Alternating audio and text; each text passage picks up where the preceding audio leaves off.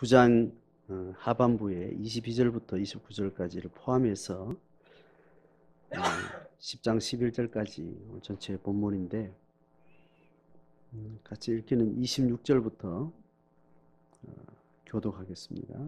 그리고 9절까지 교독하겠습니다. 26절부터 10장 9절까지 피아노 쪽에 계신 분부터 교독합니다. 시작. 여호와께서 간구하여 이르시되 주 여호와여 주께서 큰 위엄으로 속량하시고 한 손으로 애굽에서 인도하여 내신 주의 백성 곧 주의 기업을 멸하지 마옵소서. 종 아브라함과 이삭과 야곱을 생각하사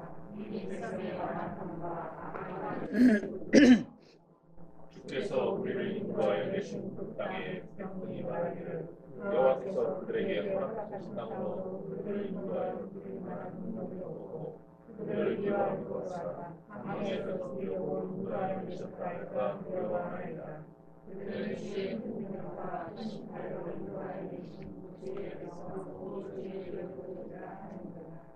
그때 여호와께서 내게 이르시기를 너는 처음과 같은 두 돌판을 다듬어 가지고 나무귀 하나를 만들라. 내가 깨뜨린 처음 판에 쓴 말을 내가 그 판에 쓰리니 너는 그것을 그 궤에 넣으라 하시기로. 내가 나무로 궤를 만들고 처음과 같은 돌판을 가지고 그를 들고 하늘에 이르되 여호와께서 주께 하되 산이 그 가운데서 너희에게 주시는 평화가 주시고 저주를 주시고 내가 돌이켜 산을 내려와서 여호와께서 내게 명하신 대로 그 판에 내게 만든 궤를 얻으니 지금까지 있느니라.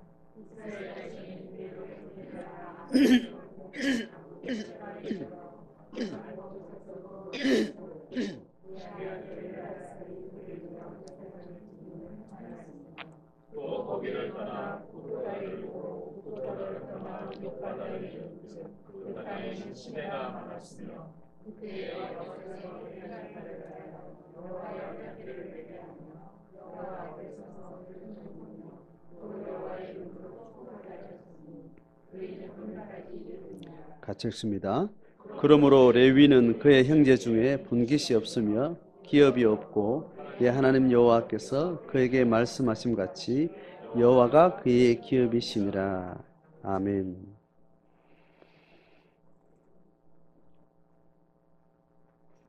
지난주 신명기 9장의 전체 맥락에서 이스라엘 백성이 목이 곧은 백성이다 그렇게 규정하고 그 목이 곧은 백성의 여러 사건들 광야 중에 있었던 시내산에서부터 시작했던 이스라엘 백성들의 우상 숭배의 죄, 하나님을 거역하는 죄, 많은 죄의 사건들을 나열을 했던 이제 그 흐름 속에 하나님이 그 진노의 칼을 들어 멸하시겠다 그렇게 선언까지 했지만 이제 모세가 중보의 기도를 드렸던 사건들을 이제 또 22절부터 이야기를 했습니다. 그래서 10장에 넘어오면 예수의 중보 사역이 다시 모세의 중보 사역이 계속해서 이어지는 이제 흐름을 가지고 있습니다. 그래서 오늘 지난 22절 본문부터 11절까지 봅니다.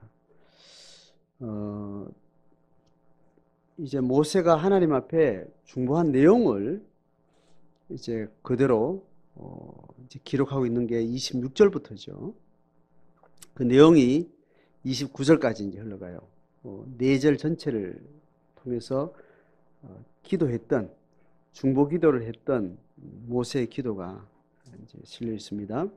한번 26절부터 읽어봅니다. 27절까지 읽어보겠습니다. 시작. 여호와께 간구하여 이르시되 주 여호와여 주께서 크신 손으로 속량하시고 강한 손으로 애굽에서 인도하여 내신 주의 백성 곧 주의 기업을 멸하지 마옵소서. 주의 종 아브라함과 이삭과 야곱을 생각하사 이 백성의 완악함과 악과 죄를 보지 마옵소서. 예, 그렇게 해서 속량해 달라고 멸하지 말아 달라고, 그리고 완악함과 악과 죄를 보지 말아 달라고 이렇게 기도를 합니다. 자, 그렇게 기도하고 나서 28절 9절은 뭔 이야기인가 하면, 그렇게 멸해버리면 안 되는 이유가, 일단 모세편에서 이제 그런 생각이 든다는 겁니다. 28절에 뭐라고 말하는가 하면 두 가지를 얘기하는데, 이들을 멸하면 안 되는 이유, 목이 곧은 백성을 용서해야 되는 이유가 있는데, 그것은 주께서 우리를 인도하여 내신 그 땅 백성이 말할 거다는 거예요. 그 땅이 어디예요? 애굽이죠. 주께서 우리를 인도하여 내신 그 땅, 출애굽했으니까 애굽 땅의 사람들이 이렇게 말한다는 겁니다. 여호와께서 그들에게 허락하신 땅으로 그들을 인도하여 드릴 만한 능력이 없었다. 출발은 했는데 거기까지 드릴 수 있는 능력이 이스라엘 신에게는 없었다. 그들을 미워하기도 하사 광야에서 죽이려고 인도하여 냈다는 거예요. 이스라엘 백성들을 사랑한 것이 아니고 미워했고 광야에서 죽이려고 인도하여 낸 거지, 가나안으로 가겠다는 것은 거짓말이었고 또 그럴 능력도 없었다라고 이제 조롱할 거라는 거예요. 그런 소리를 들을까 봐 두렵다는 거죠. 그리고 또 하나는 29절에 같이 읽습니다. 시작. 그들은 주의 큰 능력과 펴신 팔로 인도하여 내신 주의 백성 곧 주의 기업이로소이다.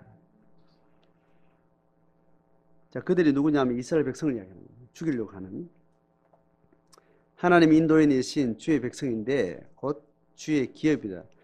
자, 26절에 보면 용서해 달라고 하는 세 가지 동사가 있는데, 속량해 달라는 것, 두 번째는 멸하지 말아 달라는 것, 그 다음에는 악과 죄를 보지 말아 달라는 거예요. 근데 두 번째 멸하지 말아 달라고 할 때 누굴 멸한다고 이야기해요? 주의 백성 곧 주의 기업을 이야기해요. 정확하게는 이스라엘 백성들을 이야기하는데, 그것이 언약을 맺은 하나님의 통치국가, 그 국가의 백성들이니까 주의 백성이라고 말하죠. 그런데 이거를 주의 기업이라고 이야기합니다. 용서해달라고 말할 때 이스라엘 백성이 주님의 기업인데 용서해달라고 그러고, 또 용서해야 될 이유가 주의 백성들인데 이들은 주님의 하나님의 기업입니다. 이렇게. 그러니까 이스라엘 백성들이 하나님의 기업이라는 겁니다. 구약 전체에 있어서 기업이라는 말은 이제 일반적으로 쓰는 기업은 이스라엘이 하나님으로부터 받은 토지를 이야기해요. 이스라엘이 하나의 국가로서 살아가는데 그 국가의 영토를 기업이라고 이야기합니다. 그 기업이라는 말은 사회적으로는 상속 가능한 부동산을 이야기해요.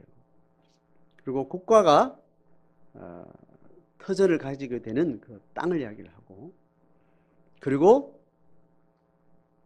생존에 관련돼서는 계속해서 먹을 것이 나오는 농토를 이야기합니다. 초지와 농토와 또 집을 짓고 살 수 있는 그 땅. 그러니까 고대 사회에 유목민이 주로 있는 그런 사회적 상황에서 영원한 땅을 소유한다는 것은 정착민만이 가지고 있는 거예요.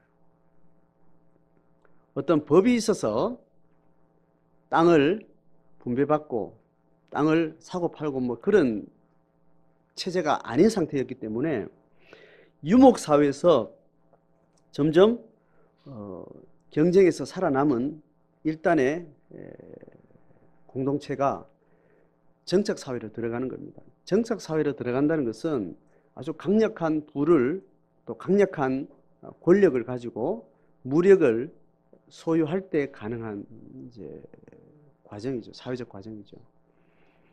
그래서 기업이라는 것은 아주 고급의 문명으로 들어간 사회가 가지고 있는 이제 경제적 기반이 되는 거죠.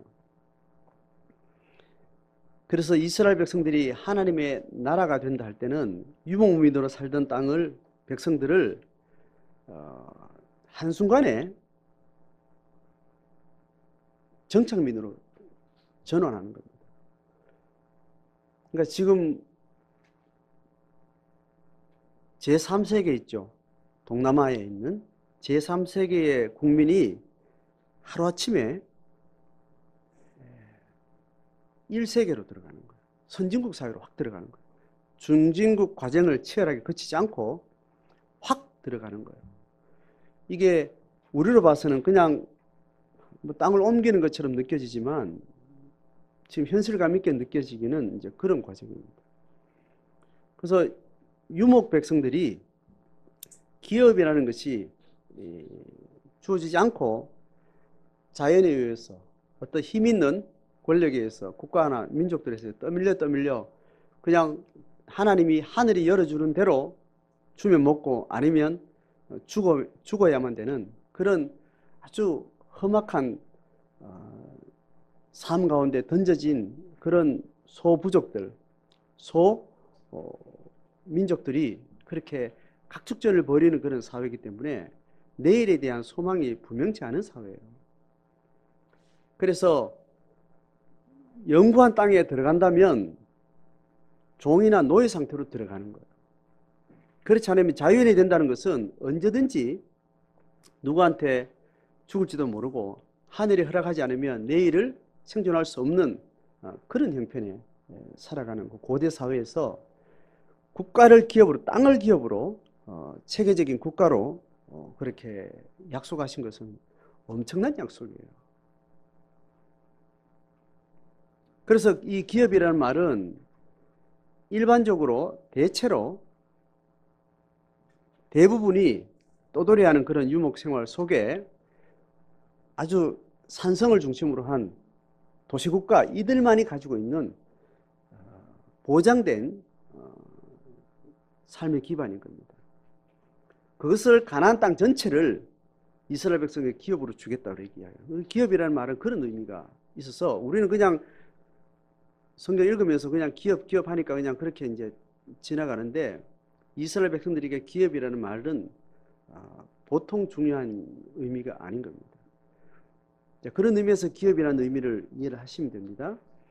그렇게 했을 때 이스라엘에게는 사회적으로는 토지를 기업이라, 이게 일반적인 용어예요. 토지를 기업으로 받는다고 했을 때는 그런 엄청난 의미가 있는 이야기입니다. 그래서 사회적으로는, 경제적으로는 토지를 기업으로 받는 것이고 영적으로는 그 기업이 하나님이 그들의 기업이 되는 겁니다. 그러니까 인간 생존에 자기 생존을 보장하는 정체성의 뿌리가 되는 그 근간이 바로 토지였던 겁니다. 그리고 영적으로는 하나님이 이스라엘의 기반이 되는 거예요. 그래서 하나님을 기업이다 이렇게 이야기를 해요. 그러니까 하나님을 원래 영적인 기반으로 두고 그것을 설명하기 위해서 사회적인 경제적인 기반을 가지고 하나님의 통치나 하나님의 축복을 설명하려고 하는 그런 과정 가운데는 원래 본질은 하나님이 이스라엘 백성들의 정체성의 기반이 되는 겁니다. 하나님이 기업이라는 것은 궁극적으로 당연한 이야기겠죠, 그죠? 이해가 되죠? 그래서 이스라엘 백성들이 이 사회적인 경제적인 기반으로서의 기업을 하나님으로 복을 받아서 살아가는 중에 영적인 고백은 뭐라고 말하는가 하면 하나님이 우리의 기업이다라고 이야기합니다. 하나님이 우리의 기업이 되었기 때문에 하나님이 이스라엘의 육의 생전 동안 허락하시는 기업의 증거로서, 축복의 증거로서 기업의 토지를 이스라엘 백성들에게 보장해 준 거죠. 자, 그렇게 해서 이스라엘 백성들이 땅에 토지의 기업을 하나님으로부터 받아서 살 때 그 토지가 그들의 삶과 그들의 역사와 생존의 뿌리가 되고 근간이 된다는 것을 그들이 몸으로 경험하면서 그 기업을 어디로부터 받았다고요? 하나님으로부터 받았다는, 궁극적으로는 땅이 아니고 궁극적으로는 하나님이 우리의 기업이라는 것을 증언하고 증명하면서 살도록 하나님이 그 땅 기업을 주신 거예요. 세상 사람들은 그들의 기업을 차지하고 유지하고 지속 가능하게 하기 위해서는 권력이 있었어요. 권력과 폭력이 없으면 그 기업을 유지할 수가 없어요. 그리고 그것을 차지하는 동안도 강력한 무력에 의해서 그것이 자기들 것이 되었단 말이에요. 그런데 이스라엘 백성들에게 하나님이 요구한 것은 너희들이 받은 이 토지 기업을 근간으로 살아갈 때 너희들의 참된 기반이 토지가 아니라 토지를 주신 하나님이라는 것을 늘 확인하고 늘 그걸 증언하면서 살아라는 거예요. 이게 이스라엘 백성들이 세상 사람들이 기업을 유지하고 기업으로 지속 가능하게 하는 그 원리와 방식이 다른 구별된 거룩한 백성의 삶을 요구했던 거예요. 이해가 되죠? 그 원리는 영적인 기반이 되는 하나님, 그 하나님에 의해서 우리가 하나님의 백성이 되어지고 우리가 이 땅에서 물질적으로, 사회적으로, 물리적 존재이기 때문에, 생물학적 존재이기 때문에, 가시적 존재이기 때문에 우리에게 필요한 어떤 삶의 기반이 되는 것은 다 하나님의 기반 되심이 근거가 돼서 우리에게 주시는 하나님의 복이라고 그렇게 누리는 겁니다. 그건 이경륜과 삼경륜은 차이가 없어요. 자, 그러면서 그것이 기업이라고 말할 때 지금 오늘 이야기한 거는 누구의 기업이라는 걸 이야기한 거죠. 제가 지금 읽은 29절하고 26절 이야기는 누가 누구의 기업을 이야기하는 거예요? 내가 방금 쭉 설명한 거는 하나님이 이스라엘의 기업이 된다는 거예요. 그래서 이 본문은 뭐예요? 이스라엘 백성들이 하나님의 기업이 된다는 겁니다. 거꾸로 된 거예요. 그러니까 원래 성경 전체는 하나님이 주시는 토지가 기업인데 근본적으로는 하나님이 이스라엘의 기업이라는 겁니다. 그런데 종종 하나님이 이스라엘 백성과 관계를 설명할 때 이스라엘을 하나님의 기업이라고 해요. 그 말은 하나님의 존재 근거가 어디에 있다는 거예요? 이스라엘을 기반으로 하나님의 존재 근거를 삼겠다는 거예요. 이거는 대단한 선언인 겁니다. 이스라엘의 존재의식이, 이스라엘의 자기 존재의식이 어느 정도냐라는 것을 말해주는 부분이에요. 이것도 이스라엘 백성 시대의 이경륜 시대나 지금 시대나 동일한 개념입니다. 그만큼 하나님이 구속 역사의 그 경륜의 목적을 이루기 위해서 하나님이 취하신 전략이라는 거예요. 그러니까 하나님이 이스라엘 백성들을 근거로만 피조세계의 구속 역사를 만들어가는 근거를 삼겠다는 거예요. 그 외에 하나님이 가지고 있는 모든 권위, 어떤 능력도 다 이스라엘 백성들의 수위에 맞추겠다는 거예요. 인카네이션이 성육신이라는 것이 예수 그리스도가 이 땅에 오신 것이 성육신의 본질적인 거지만 하나님이 이스라엘과 관계 맺은 그 방식 자체가 구속 역사의 운행 방식 자체와 전략을 그렇게 우리의 수준으로 맞춰서 하시겠다고 결정한 이것이 인카네이션의 광범위한 이야기입니다. 그러니까 하나님이 피조세계 전체를 구원하시는 방법론에 있어서 이스라엘 외에는 어떤 것도 내가 하지 않겠다고 결정했다는 거예요. 그러니까 하나님의 능력을 엄청 제한시켜서 이스라엘 백성 수준으로 끌어내려서 그 말은 이스라엘 백성들을 하나님의 역사 운행의 수준을 끌어올리겠다는 이야기예요. 자, 이걸 이해하시겠죠?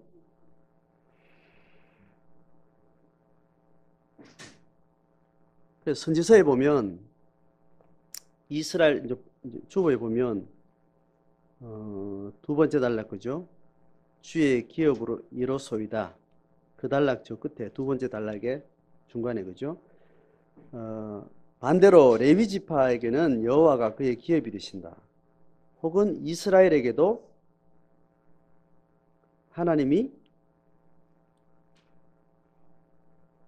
기업이 되신다. 하나님이 기업된다는 게 하나님의 기업이 된다는 겁니다. 아니. 그 말에 그 맥락이 똑같은 말이죠, 그죠? 레위 지파에게는 여호와가 그의 기업이 되시고 이스라엘에게도 하나님이 기업이 되시는 거죠. 근데 오늘 본문에서는 이스라엘이 하나님의 기업이 된다 그 이야기를 하는 거죠. 그러니까 선지서에도 끊임없이 이렇게 말하기를 이스라엘이 하나님의 기업 되심을 포기하고 그렇게 해서 하나님을 떠났기 때문에 이스라엘이 멸망하게 된 겁니다. 그러니까 이스라엘 회복을 국가적인 정치적인 회복을 말하지 않고 영적 회복을 이야기하면서 하나님이 이스라엘의 기업으로 다시 회복되어야 된다는 그 선언을 선지자들이 계속 하는 겁니다. 그래서 이스라엘이 멸망하고 난 다음에 이스라엘이 다시 하나님 회복될 때는 국가적 회복으로 가지 않고 하나님을 참된 기업으로 인정하고 믿고 살아가는 영적 공동체의 회복으로 그렇게 질이 좀 바뀌어집니다. 그래서 예수님 시대에 넘어와서도 이스라엘이 국가 권력의 회복으로 넘어오지 않고 새로운 공동체 회복으로, 그래서 그 공동체는 교회, 삼경륜 시대 교회로 이어지게 되는 거죠. 그래서 교회 공동체는 하나님을 기업으로 삼고 사는 자들의 모임이고, 제자는 하나님을, 삼위 하나님을 생존의 기반으로, 근간으로, 뿌리로 믿고 고백하고 그렇게 살아가는 자들의 고백이 되는 거죠. 자, 그렇게 해서 하나님이 우리의 기업되고 우리가 하나님 기업됐다는 이 하나님의 인카네이션의 고백이 우리의 삶에 어떤 질적인 변화를 가져오고 우리의 삶의 수위와 수준을 어떻게 하나님이 요구하시는가를 우리가 보게 되는 겁니다. 자, 그렇게 해서 기업에 대한 이야기가 쭉 9절에 있는 레위 지파를 세워서 성전사에게 이제 위임을 하는 이야기가 나오죠. 스토리는 이렇습니다. 그때 이스라엘 백성들이 범죄에서 금송아지를 만들었을 때 모세가 십계명을 가져다가 깨뜨립니다. 깨뜨리고 난 다음에 다시 40일을 올라가서 두 돌판을 이제 처음과 같이 다듬어 가지고 이제 올라가는데 그 두 돌판을 다시 하나님으로부터 십계명을 받아서 어떻게 하는가 하면 우리가 아는 조각목으로, 그 조각목은 아카시아 나무죠. 그거로 궤를 만들어서 이제 법궤를 만들어서 거기에 십계명을 보관하는 겁니다. 그래서 십계명은 법궤 안에 보관하는 거. 법궤는 십계명을 담는 이제 성물이 되는 겁니다. 거기에 또 부수적으로 두 가지가 아론의 쌍난 지팡이하고 그리고 만나를 넣어서 이제 이제 기능을 하게 되는데, 원래는 십계명을 담는 성물로서 그렇게 만들어진 겁니다. 자, 그 사연을 지금 설명합니다. 그리고 나서 하나님의 말씀인 십계명을 담는 그 궤를 이스라엘 백성들이 중심으로 성전을 이제 이루어가는 거죠. 그때 이제 아론이 죽는 사건이 나옵니다. 아론이 죽어서 아론의 아들이 대제사장직을 맡게 되고 제사장 직무를 전체적으로 레위 지파가 이제 감당을 하는 이제 체제를 만들게 돼요. 그래서 레위 지파를 구별해서 언약궤를 메고 성전 사역을 담당하면서 이스라엘 12지파 중에 땅을 기업으로 다 분배를 하는데 레위 지파만은 땅 기업을 받지 않습니다. 그래서 성전 사역에 또 말씀 사역에 그렇게 이제 전무하도록 그렇게 만든 거죠. 지금 그 모세의 중보가 이스라엘 공동체는 자연스럽게 어떻게 들어오는가 하면 모세가 죽고 난 다음에 아론과 모세가 행했던 시내산 언약에서 그 중보 사역의 어떤 그 역할들을 자연스럽게 후계자 대제사장인 엘리야사를 중심으로 한 레위 지파 전체가 그것을 떠맡게 돼요.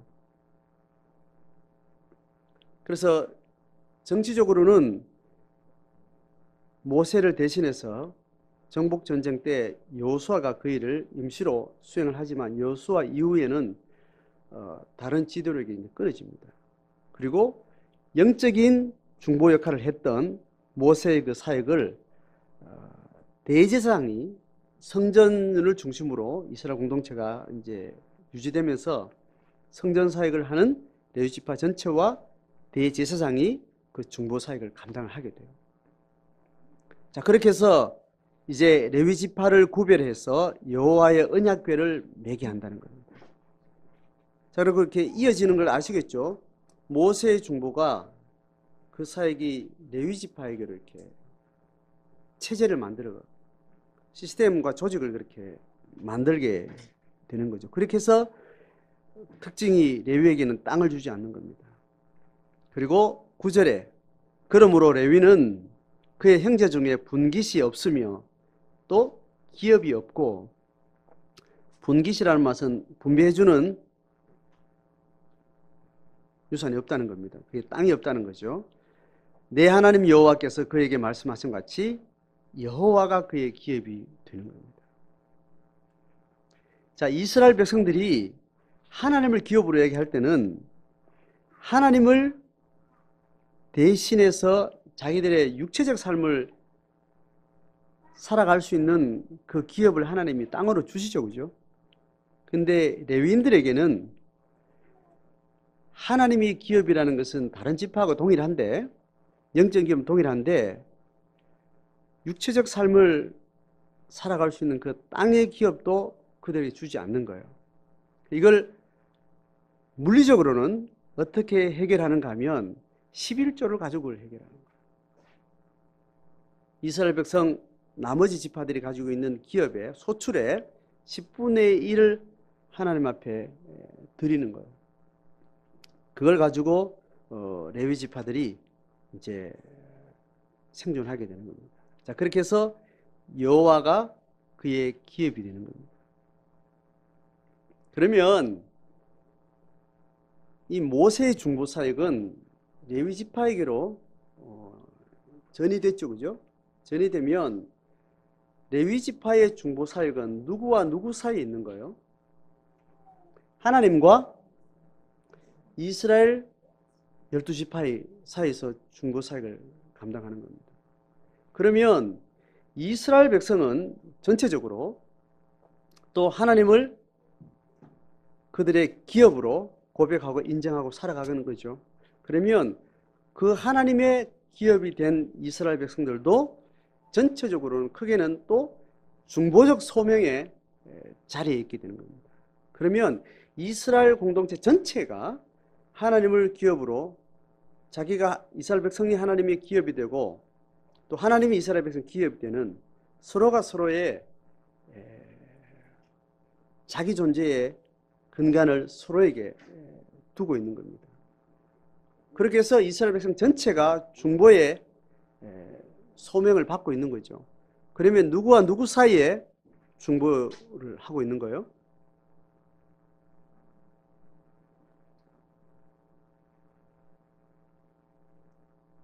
설명이 어렵습니까? 문제가? 레위 지파가 모세의 중보를 위임받았으면 하나님과 이스라엘 공동체 전체 사이에 중보 역할을 하는 거잖아요, 그죠? 그러면서 이스라엘 백성 전체가 또 하나님 앞에 상호 기업이 되면서 하나님 앞에 소명을 받았다면 중보의 부름을 받았는데, 누가 누구 사이에 중보의 부름을 받은 거예요? 예?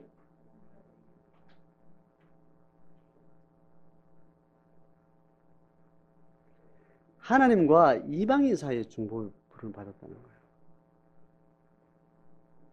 이 답이 금방 안 나오는 거 보기 어려워요.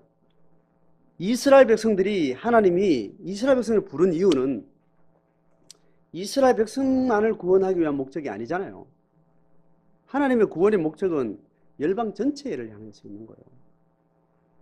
그걸 위해서 이스라엘 백성들을 먼저 불러서 이방 백성 전체를 향한 하나님의 구원 역사의 사역을 감당할 수 있는 중보의 사역을 위임을 하게 되는 겁니다.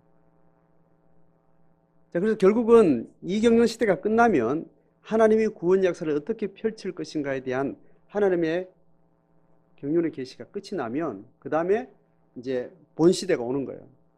그 본 시대 추수의 시대인데 모든 열방을 하나님께 부르신 시대가 오는데 그때까지 하나님의 계시가 점점 확대되고 완성되어 가면서 예수 그리스도로 계시가 이제 종결이 되는 거죠. 그 계시에 의해서 구원 역사가 피조세계 전체로 이제 확대되는 그런 시대를 우리가 살고 있는 거죠. 그래서 이스라엘 공동체가 다시 하나님 앞에 하나님이 나의 기업입니다라고 고백을 하고 그렇게 살아가는 회복이 국가적으로 있는 거예요? 다른 공동체로 있는 거예요? 공동체로 회복됐다 그랬잖아요. 그러니까 이스라엘 백성들이 국가를 잃어버리고 하나님을 기업으로 믿고 고백하고 살아가는 그 이스라엘 백성들의 그 소임을 다 못해서 하나님이 국가를 폐쇄시켜요. 그리고 고난의 시기를 지나고 난 다음에 회복의 때를 예언자들 통해서 예언했는데 그것이 결국은 이스라엘의 영적 공동체 회복으로 이어지는 겁니다. 느헤미야와 에스라 운동이 이스라엘 공동체 회복 운동의 결과물인 거예요. 그래서 느헤미야와 에스라의 공동체 회복이 이루어지고 국가가 재건됐어요. 국가는 여전히 제국에 편입된 상태로 국가는 그렇게 로마 시대까지 이렇게 지나가잖아요. 그런데 공동체는 회복된 증거들을 가지게 되고 다시 말씀을 가지고 이제 주님의 초림의 때를 기다리는 거예요. 메시아 때를 기다리면서 그렇게 400년을 지나죠. 그러다가 예수님이 오실 때까지 이스라엘 공동체 안에 많은 또 불신의 세력들과 또 하나님의 나를 기다리는 경건한 무리들이 같이 상존하다가 예수님의 초림으로 구원의 이제 구원 역사가 이제 완성 이제 되는 거죠. 그 이후에 교회가 공동체로서 하나님을 기업으로 삼는 하나님의 백성들이 교회가 그렇게 회복되면서 그것을 이어받게 되는 겁니다. 그래서 이스라엘 백성 전체는 이 세상 전체를 구원하려고 하는 하나님의 중보의 일을 감당하게 된 거예요. 그리고 그것은 삼경륜 시대에 누가 물려받아요?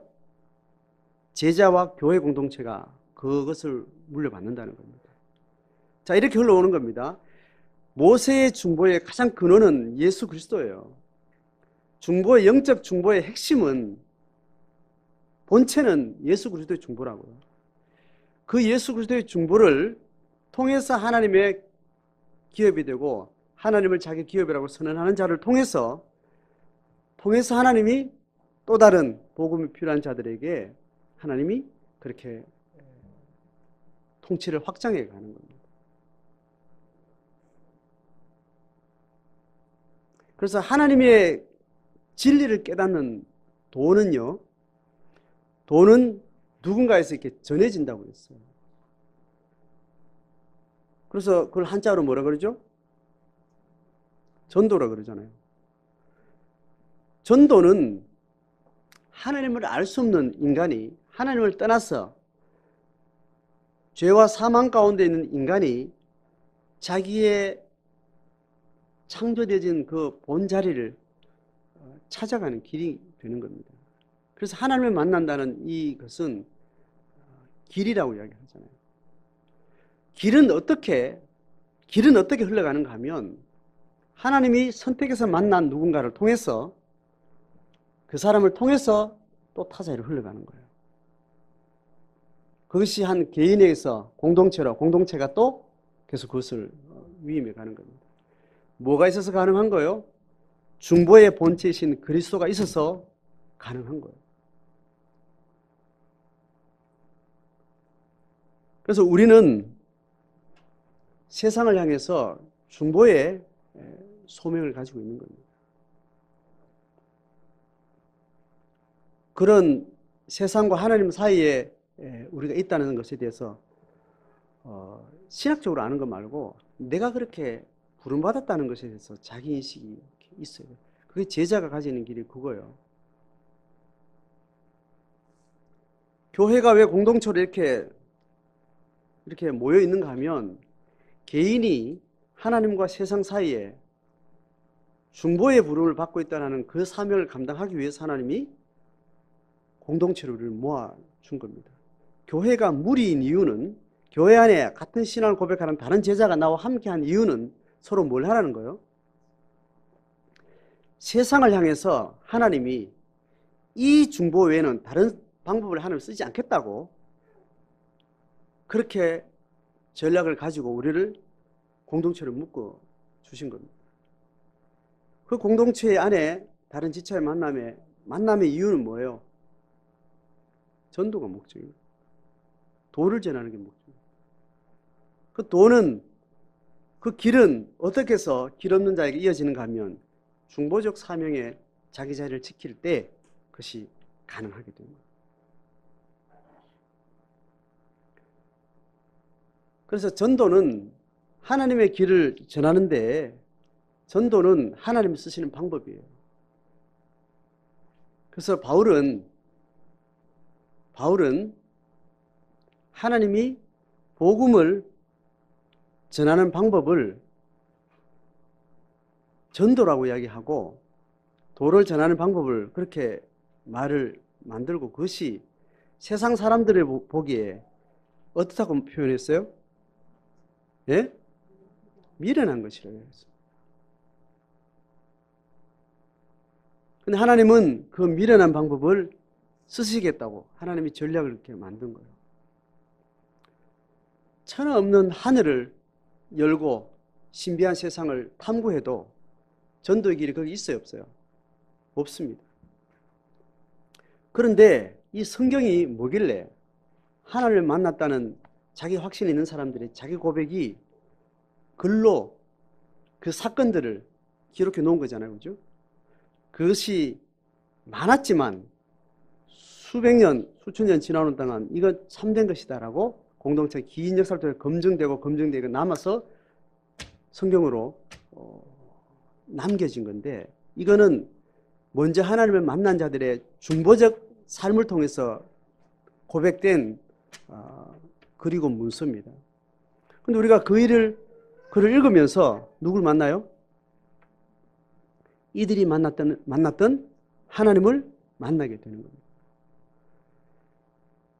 그래서 하나님이 사람 보기에는 논리적이지 않고 체계적이지 않는데 진짜로 하나님 만났다는 그 만남에 확증이 있고 간증이 있는 사람들의 그 나눔을 통해서 성령은 거기서 일하기로 결정을 하게 된 거예요.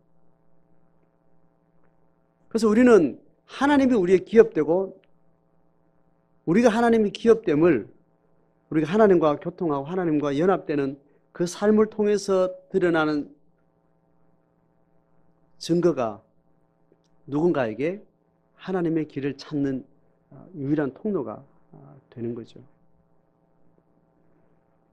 그래서 전도는 우리가 말하는 자기가 하나님을 만난 고백이고 하나님과 함께라는 건 하나님 내 기업 되시고 내가 하나님의 기업 됐다는 것을 내가 삶으로 보여주고 입으로 간증할 때 그때 중보의 위치에 서 있게 되는 거죠. 자, 그래서 레위 지파가 구별되고 레위 지파를 통해서 이스라엘 백성들이 거룩하게 된 것, 그것이 지금 삼경유 시대로 흘러오면 그대로 제자와 교회가 그 사역을 받게 되는 겁니다. 지금으로서 레위 지파의 역할들은 약간 기능적으로 서로가 레위 지파의 기능을 하게 되는 거죠. 성도 서로 사이에 레위 지파가 역할을 한다는 거예요. 이해가 되세요? 목사가 레위 지파가 아니라는 겁니다. 풀타임 사역자가 레위 지파 영역이 아니라는 거예요. 성령론은 우리에게 그것을 명확하게 이야기를 해줍니다. 성령은 한 사람에게 성령이 말할 때 성령은 그냥 말하기도 하지만 대체적으로 은사를 통해서 어떤 다른 지체를 통해서 성령님은 중보사역을 통해서 하나님을 더 명확하고 선명하게 만나게 되는 거예요. 이 제자가, 이 개인 교회가 어떤 중보사역이 필요한데 예수를 근본적인 중보로 내가 믿는데 그 또 다른 중보사역을 하는 성령님을 통해서 어떤 중보에 축복을 받는가 하면 그 성령을 고백하는 다른 어떤 성도를 통해서 내가 중보사역의 성경을 받는 거예요. 그래서 중보자는 삼경륜 시대의 중보자는 한 인간이 영속적으로 독점적으로 행하지 않는 거예요. 그래서 지금 캐톨릭이 다시 율법주의로 돌아간 것은 이경륜 시대 모형을 따라가 대제사장, 레위지파 역할을 하는 그런 캐톨릭이 제사장직을 고정화시킨 거예요. 이게 아니라고 이거는 삼경륜 시대의 진리가 아니라고 그렇게 한가하고 나온 사람들이 프로테스탄트인데 종교개혁이 이게 구조가 아니에요. 이게 성경이 말하는 게 아니라고 그렇게 말하고 나와가지고 다시 뭘 만들었어요? 다시 중보그룹을 또 만든 거예요. 고정적인 중보그룹.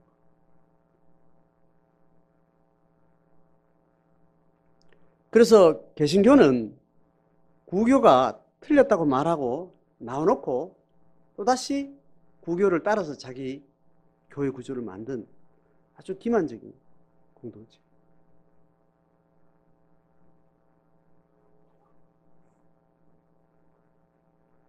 자, 이 전체 맥락을 아시겠죠? 사람은 종교성을 가지고 있고 종교성은 우상 숭배의 근간으로 하는 종교성입니다. 그 종교성은 끊임없이 신을 눈에 보이는 것으로 고정시키려고 하는 겁니다. 십계명의 첫 번째 뭐예요? 하나님을 형상으로 만들어서 고정시키지 말라고 이야기해요.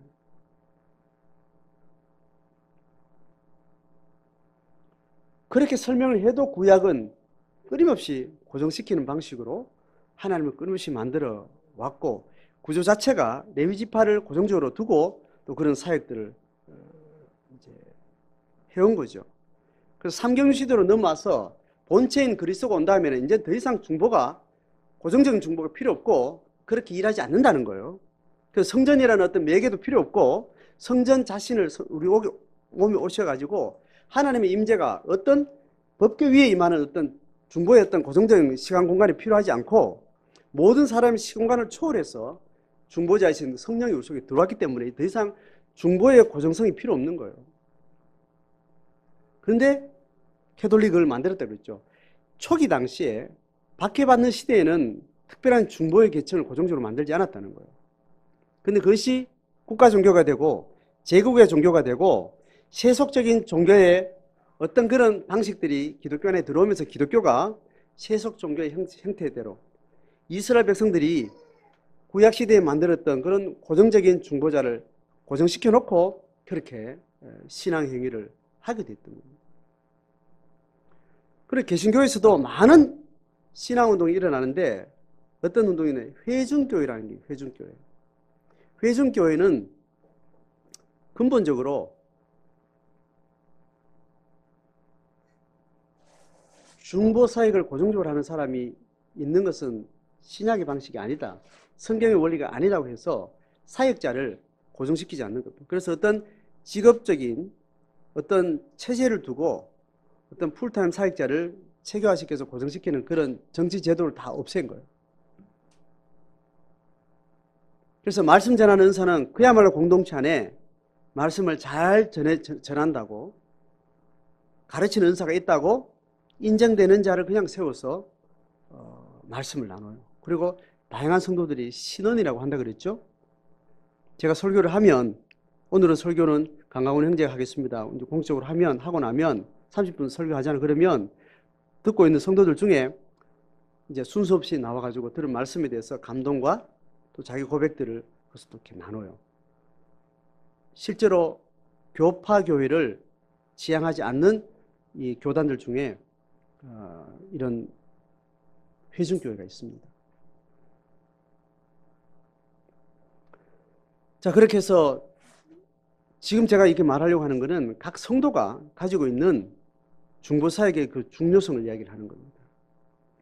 그 중보적 사역에 어떤 서로 신뢰가 없으면 공동체 자체 안에 성령이 운행한다.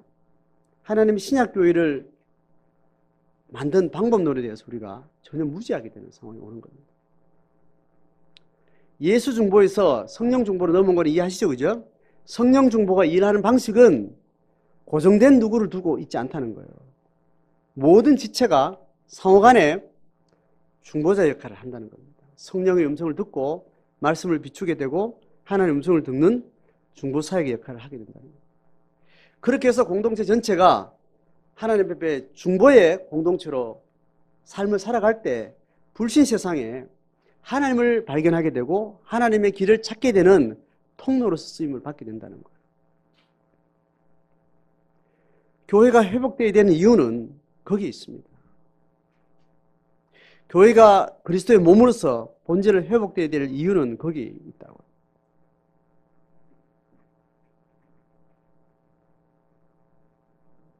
교회가 참된 종교개혁의 원래 정신으로 돌아가려면 이런 풀타임 사역자가 고정적으로 예배하는 방식이 2차적인 것이 되어야 돼요.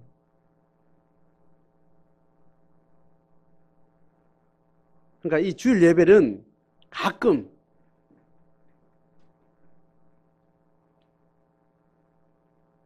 주기적이지 않게 드리고 고정적인 예배는 가정 셀 공동체가 고정적인 예배가 되어야 돼요.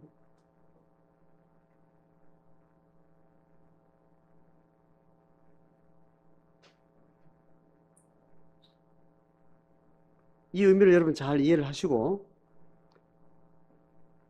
각자가 생각하시는 바가 어떤지 좀 얘기할 수 있는 기회가 따로 있었으면 좋겠습니다.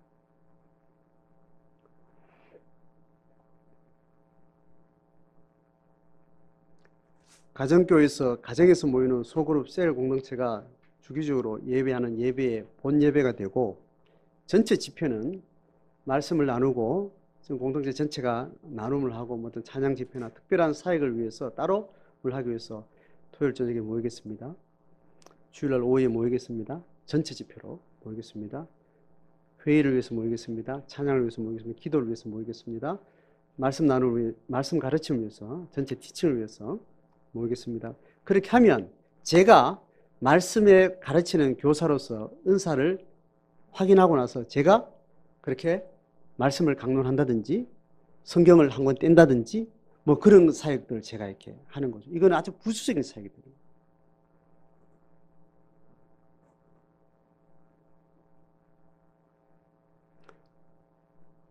성도와 성도 사이에 성령을 전제로 하고 서로의 말씀을 통한 권면이나 말씀을 가르치는 것과 서로 영적 사귐을 성령이 교회를 운행하는 가장 근원적인 교회의 어떤 구조로서 성경은 가르치고 있다는 겁니다. 자, 오늘 크게 세상을 향해서 우리가 중보의 소명을 받고 있다는 것에 대해서는 지난주도 얼핏 설명을 했습니다. 교회 공동체와 교회 공동체 멤버인 제자가 살아가는 삶의 윤리는 그죠? 하나님이 우리의 기업된 것 말고 땅의 기업을 가지고 살아가는 삶의 방식이 기업을 잃어버린 세상 사람들 향해서 진짜 우리의 기업은 저구나라는 것을 증명할 수 있는 그런 방식으로 우리의 윤리 수준을, 물리적인 기업을 그렇게 가지고 살아가는 거예요. 다시 설명합니다. 지금 우리가 살아가는 영적인 기업은 하나님이죠. 그죠? 영적인 기업은 하나님인데 우리가 시간, 공간에 제한받는 육체적인 존재로서 우리가 생존을 하기 필요한 것은 물질이잖아요. 먹고 사는 문제인데 그게 돈일 수도 있고 문화일 수도 있고 뭐 다양한 뭐 주택일 수도 있고 살아가는 삶의 필요들을 우리가 하나님으로부터 받아서 우리가 산다 그러죠. 살 때 그 삶의 방식이 돈을 근간으로 사람들이 살아도 돈이 그들의 기업이 되고 있어요, 안 되고 있어요? 그들의 영육간에 그들의 필요를 채워주는 축복의 근원이 되고 있나고요? 안 되고 있잖아요, 그죠? 그런데 하나님을 기업으로 사는 사람들 삶을 이렇게 보니까 그 사람들은 하나님 때문에 살고 하나님을 위해서 존재한다 그렇게 고백하는 사람들인데 그 사람들이 살아가는 삶의 방식, 돈 쓰는 방식, 돈 버는 방식, 시간 쓰는 방식, 몸 관리하는 방식이 자기들이 살아가는 삶의 방식하고 다른 거예요.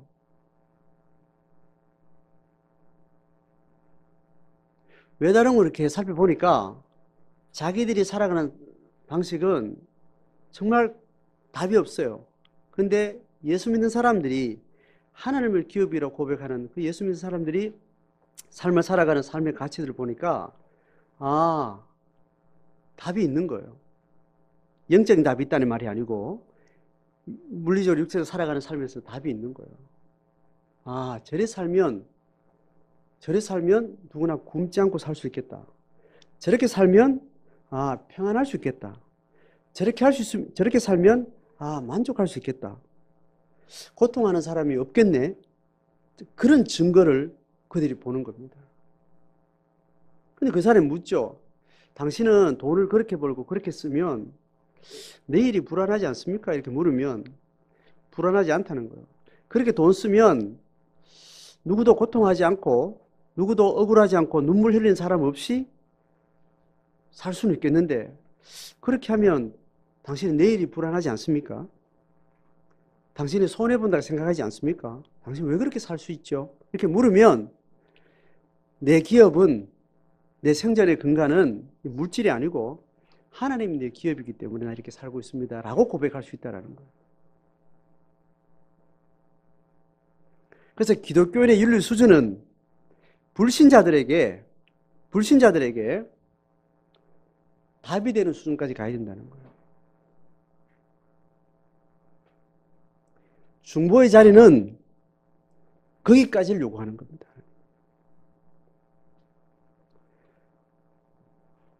그래서 불신자들이 살아간 이유가 뭐냐고 물을 때 네가 해야 될 말을 준비하라고 이야기합니다. 사도 바울이. 당신 어떻게 그렇게 살죠? 당신의 미래를 왜 그렇게 설정했죠? 왜 그러냐고 물으면 그 이유가 뭔지를 준비할 말을 갖추고 있어라. 그렇게 할 때 전도가 실제화되는 겁니다.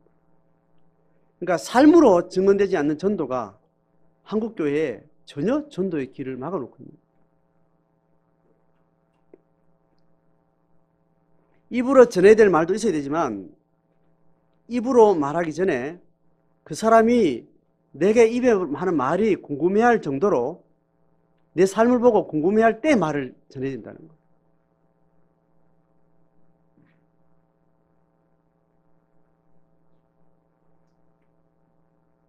제가 목회자니까 어떤 성도를 두고 하나님의 말씀을 잘 적용할 수 있도록 어떤 일을 해야지라는 그런 마음이 있는 말씀, 무슨 마음일까요? 뭐 중보자의 마음이겠죠, 그죠? 성도들은 저한테 그런 중보사를 해야 된다는 그런 일반적인 생각을 잘 안 하잖아요. 그런데 그거 있다고 제가 지금 설명하는 거고, 저는 아예 내놓고 목사는 그 일을 하는 거라고 이렇게 하는 이런 인식이 있는 이런 시대에 살면서 그 일을 하는데, 중보가 그 사람이 들으려고 하는 하나님의 말씀을 들으려고 하는 준비가 되어 있지 않은데도 자꾸 뭘 하는 거예요? 자꾸 들이대는 거예요. 그게 이제 직업병인 겁니다. 직업병. 그러니까 성경에 네 말을 들을 이유가 궁금한 사람들에게 네가 할 말을 준비하라고 이야기를 했는데 거기를 잘 못하는 겁니다. 그래서 어떤 말을 들을 준비가 안 되는데 자꾸 자꾸 성경을 이렇게 이야기하면서 들이대고 자꾸 이렇게 이야기를 하는 거예요. 이게 효과가 있어요, 없어요? 예? 없어요. 그게 걸림돌이에요. 아, 강 목사 만나면 피곤하다. 생각 만나면 또 뭔 이야기를 또 할 텐데. 그런 일들이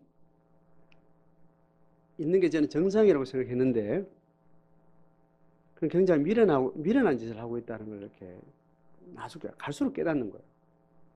목사는 아예 그런 소리 하는 거다. 그래서 핍박도 받는 거다. 뭐 그런 측면이 있기도 해요. 그런데 그 말이 핍박받는 계기가 되는 게 아니고 삶이 핍박의 동기가 되어야 되는 거예요. 이해가 돼요?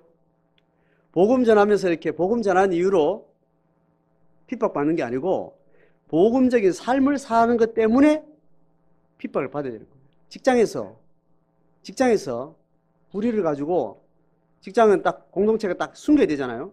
숨겨야 되는데 이건 아닌데 싶어서 자꾸 이렇게 예수 믿는 사람은 이건 아니라고. 이게 커밍아웃을 하잖아요. 하면 공동체가 어떻게 해요? 그 애는 퇴출시켜야 되거든요. 공동체의 부정을 자꾸 이렇게 까발리니까. 그렇게 돼서 핍박이 되는 건데, 목사가 돼서 내가 들을 말이 준비됐을 때, 듣고자 하는 사람들의 마음이 준비됐을 때 말 안 하고 자꾸 이제 그렇게 하는 것들이 많은 사람들이 피곤하게 만들고 힘들게 만들고 복음의 기회를 자꾸 막게 되는 그런 일들이 저한테 자꾸 이렇게 보여지면서 괴롭습니다. 괴롭고 어떤 마음이 드는가 하면 하나님의 복음을 환영받지 못하는 자들이 하나님의 복음을 그렇게 가볍게 말해서 하나님의 이름이 욕되게 된다는 그 수치심이 나한테 많이 생기는 거예요.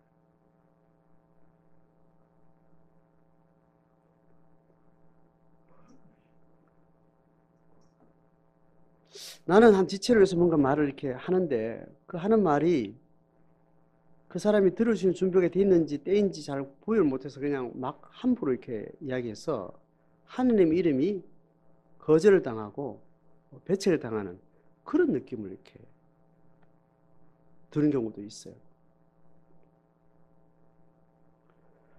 성도가 성도에게 신앙에 대한 어떤 것을 서로 고민해야 되는 게 가장 중요해요. 그 역할을 서로 해야 되는데 그게 서로에게 잘 유통되도록 주의해야 된다는 거예요. 그러니까 그 유통의 과정 가운데는 사실은 우리 언어가 왔다 갔다 하지만 누가 왔다 갔다 하는 거예요? 성령의 기름 부음이 왔다 갔다 하는 거예요. 성령의 기름 부음에 민감하지 않으면 내 언어가 성령 없이 하나님의 계시의 흐름 없이 그냥 왔다 갔다 하는 거예요. 이걸 주의를 해야 돼요. 회중교회 제가 1년 동안 다녔다 그랬죠. 회중교회 지도자가 어떤 소모임에서 한 사람을 굉장히 강하게 책망을 하는데 뭘 하는가 하면 기름 부음을 주의하지 않고 신언을 함부로 남발한다. 제가 아까 얘기했죠. 설교 끝나고 나면 네대 사람 나와서 자기 은혜 감동을 막 나누는데 그 분위기 전체 격에 맞지 않는 오버하는 말들 자꾸 하는 거예요. 그 내용이 어떻다 뭐 규정 지을 수 있는 그런 기준이 있는 건 아닌데 자기가 이 하는 고백이 지금 앞에 했던 사람하고 본문 맥락하고 전체 할 때 성령께서 이 흐름들을 잘 이어가시는 흐름 속에 있는 고백인지 분별 안 하고 막 한다는 거예요. 그래서 그 사람 막 책망을 하더라고. 함부로 한다고. 공동체의 성령의 흐름을 잘 이해하라고 그렇게 해요. 한 20년 넘게 전이니까 20대 말이니까 제가 그게 뭔 말인가 해서 성령의 흐름 그런 이야기 처음 들어봐요. 기름 부음을 잘 조심해서 안 나눈다고. 근데 제가 오랫동안 목회를 하고 셀 사역을 많이 해보면서 기름 부음이라는 게 상대방이 하나님 말씀에 귀 기울일 수 준비가 됐다는 그 영적인 확신 또 내가 어떻게 지혜롭게 말해야 될까 이걸 내가 하나님 앞에 의지하면서 언어만 건너간다고 그 어떤 계시가 들어가는 게 아닌 거거든요. 그런 걸 주의해야 된다는 것들이 저한테가 갈수록 이해가 되는 거예요. 오늘 중보에 대해서 넓고 폭넓게 제가 얘기를 했습니다. 저는 교회 공동체 전체적으로는 주일 예배를 고정적으로 행하는 것을 탈피하는 결정들을 하고 그걸 넘어서 봤으면 좋겠습니다. 이 설교가 여러분들에게 힘들고 어려운 시간인 건 알겠는데 제가 설교 안에 제가 뭘 두 가지 하는 캐리그마와 디다케를 분리해야 되는데요. 다시 말하면 성경 본문 가르치는 걸 한 2시간, 3시간을 성경 깊이 읽고 연구하고 분석해온 사람들하고 깊이 성경 신학적으로 성경을 강론을 해야 되는 그 시간을 따로 하지 않고 그 시간을 따로 못 내니까 설교 시간에 제가 너무 많은 이야기를 하는 거예요. 그러니까 지적으로 뭔가 이렇게 탐구의 준비가 안 된 분들한테 너무 많은 이야기를 하는 게 여러분들 피곤한 거죠. 일반적으로 설교가 정제된 설교로 기름 부음 있는 설교로 딱 끝나야 되는데 대중의 준비된 상태가 수위가 다르다 보니까 저는 여기 두 가지의 무게를 가져가다 보니까 길고 성경 강론의 내용들을 많이 담고 있다 보니까 많이 어려운 거예요. 제가 계속 확인합니다. 그래도 어쩔 수 없어요. 지금 구조에서는.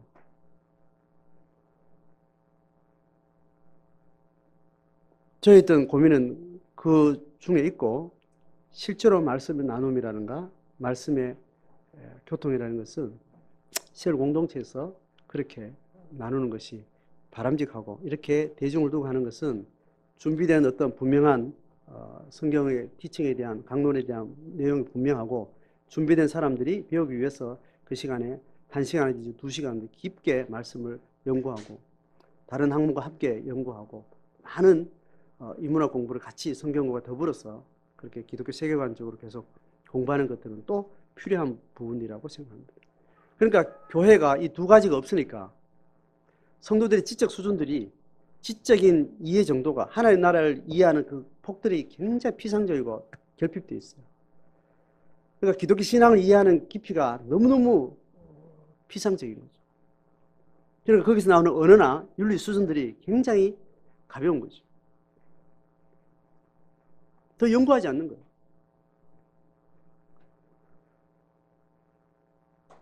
그런 결과를 만들어 놓고 있고 깊이 말씀의 기름 부음으로 성령을 매개로 교통하는 말씀의 코이노니아가 또 그렇게 일방적으로 던지는 이 방식 때문에 또 거기에 대한 제한을 받게 되는 거예요. 자, 중보에 대한 여러 가지 신학적인 내용과 함께 또한 교회론과 관계에서 여러 가지 이야기를 했습니다. 어찌하든 제가 오늘 말씀을 통해서 나누고 싶은 것은 우리의 삶이 불신자들 앞에 답이 되어 있습니다. 그 수준까지 우리가 깊어져야 됩니다. 그러니까 불신 세계를 이해하는 깊이와 통찰이 우리가 많이 교회 공동체 안에 축적이 되어야 됩니다. 그게 신학교에서 되어야 될 문제가 아니고 교회 공동체 안에 끊임없이 축적이 되어져요. 그래서 성도로서 한 10년, 20년을 말씀의 공부를 하고 세상을 공부하면 예언적인 언어들이 나오고 예언적인 시각들이 나오고 이 시대를 미래를 생각하고 이 시대에 여러 가지 교육 문제, 정치 문제, 문화 문제, 다양한 사회 문제들에 대해서 아주 깊은 통찰력을 가지고 분별해 있는 그런 해안들을 가진 성도들이 계속 교회 공동체 안에 나와야 됩니다. 자, 그런 중보에까지 우리가 부름받고 있다는 것에 대해서 다시 인식하면서 우리 교회를 돌아보고 우리의 신앙 전체를 돌아보는 은혜가 있기를 바랍니다.